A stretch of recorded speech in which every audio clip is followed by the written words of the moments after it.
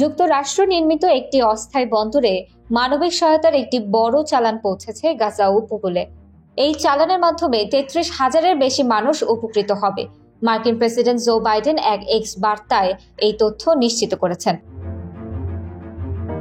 এক্সে বাইডেন জানিয়েছেন, প্রাথমিকভাবে মার্কিন সরকারের অধীন বেসামরিক বৈদেশিক সাহায্য প্রদানকারী সংস্থাতে আমাদের অংশীদাররা ১১,০০০ অতি ঝুঁকিপূর্ণ শিশু ও বয়স্কদের সহায়তার জন্য ১৭০ মেট্রিক টন পুষ্টি সমৃদ্ধ খাবার সরবরাহ করতে এই করিডোর ব্যবহার করছে।